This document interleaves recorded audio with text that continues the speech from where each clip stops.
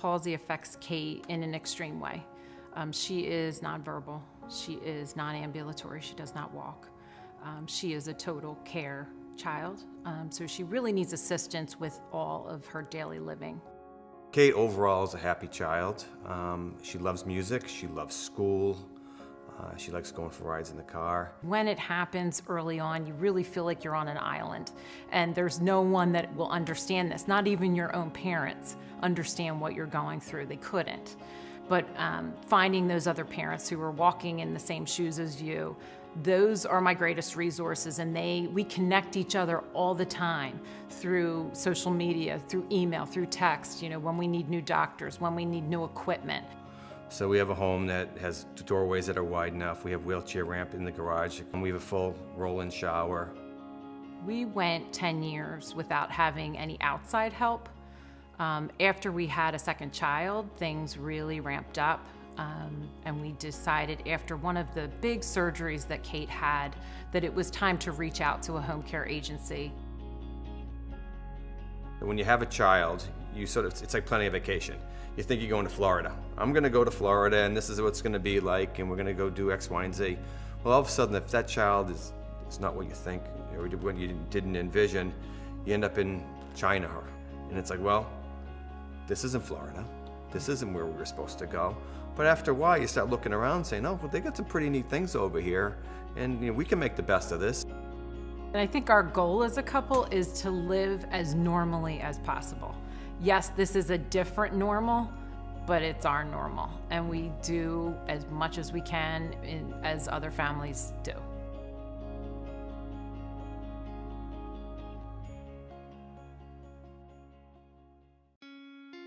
The way CP affects Christopher, he's bedbound.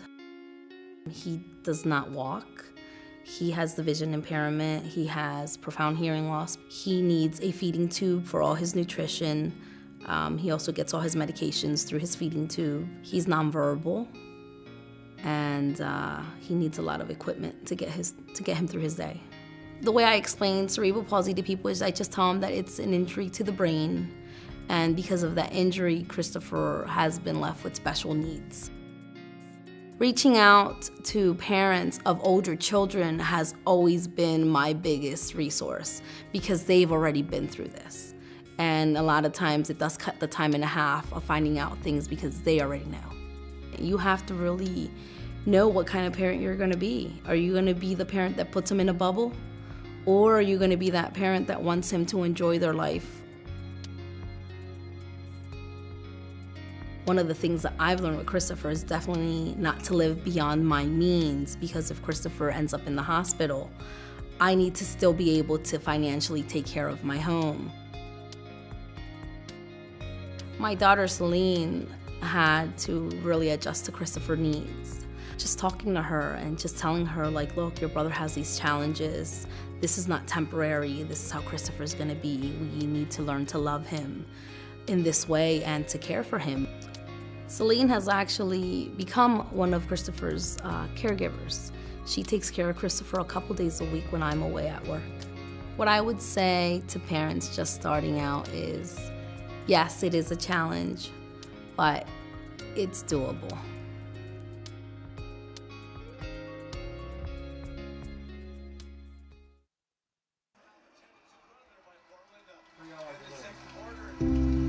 Stay on defense. Watch hands. Watch hands. Nice shot. Got it. Oh, air ball. Ira is full of energy. He does not allow his disability to be a barrier to him getting around and doing things that his friends do. We really try to tell him everybody has a disability. The only difference is that everyone can see yours.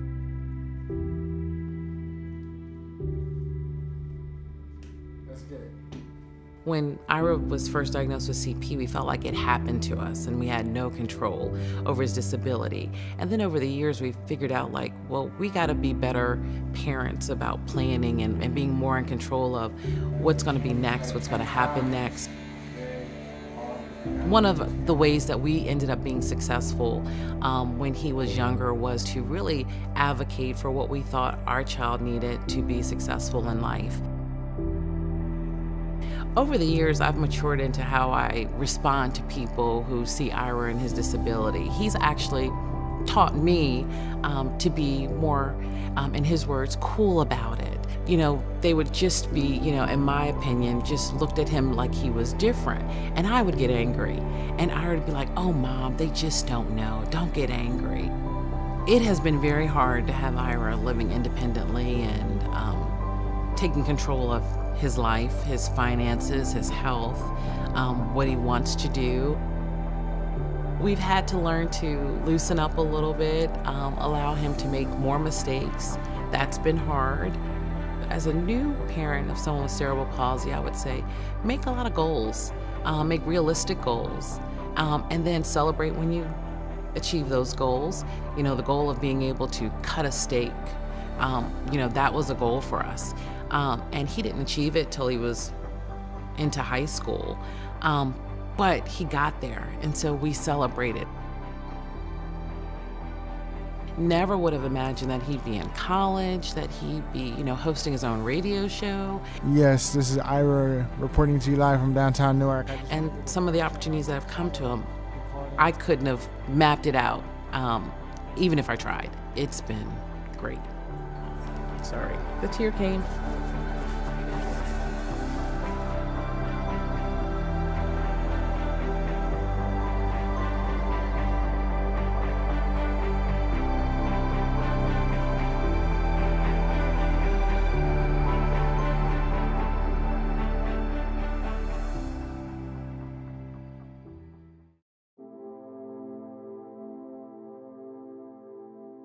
Paige is like any other child her age, except for the fact that she has a difficult time walking.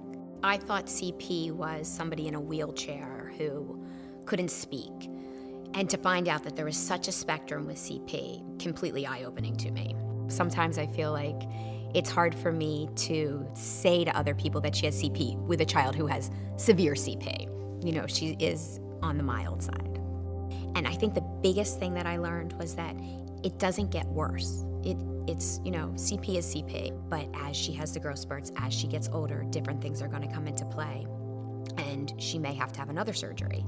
So that's something that we definitely have to keep on top of. Paige has brought so many positive things to our family. I think we all sort of look at life a little differently with Paige.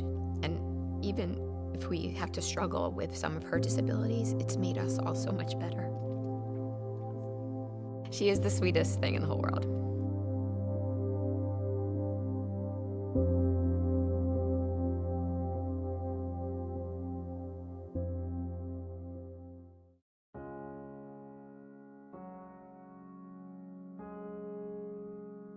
Emma goes to our local elementary school. She's going into 2nd grade. I always say if she could walk and talk, she would be the class clown of the classroom. She loves life. She's always smiling, always laughing.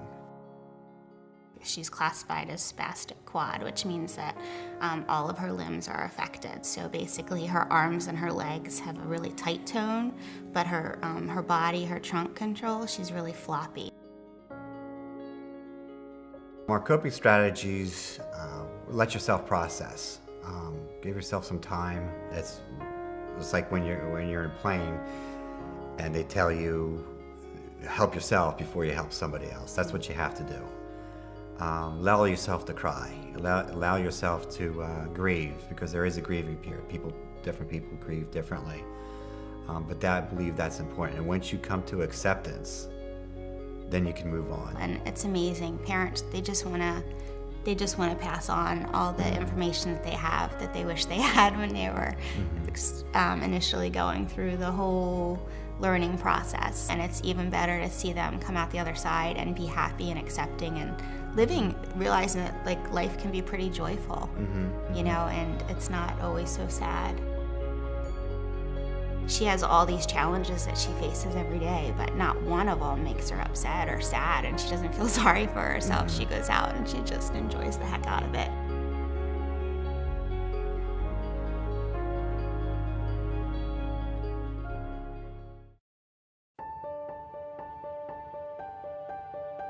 Shannon is like a typical teen in so many ways. You have the mood swings, you have her, rolling her eyes, you have her wanting to be with her friends, you have her wanting to be around cute boys. Physically, CP affects Shannon tremendously. She is unable to sit, walk, or do anything unassisted. There were a couple things I worried about, but at the same time, I had this amazing little girl who was just winning you over with her personality and what she could do, not so much what she couldn't do. We always treated Shannon as if she understood, because she did. I hit my switch when I hear what I want to see. So Shannon has friends that have cerebral palsy, some just like her. Shannon also has a host of typical friends, just average teenagers that she's met through schooling or being out in the community. I've seen Shannon handle the different stares and people who look at her in the community with confidence. I tell her to smile, that you're awesome. Go right up to them, smile back right at them, Shannon, smile bigger. Show them you're the bigger person. That just because you might be drooling or, looking a little funny or moving funny, you're still totally awesome. I've realized the importance of having me time and having Shannon have separate time. We both need that balance so we can come back to each other like refreshed and wanting to be with each other. I've never looked at a situation and said, oh, she's not gonna do this. She won't have these milestones that her peers have or other people have. I look at it like, okay, what are you gonna do today? Where are we gonna go? Take it, take the lead.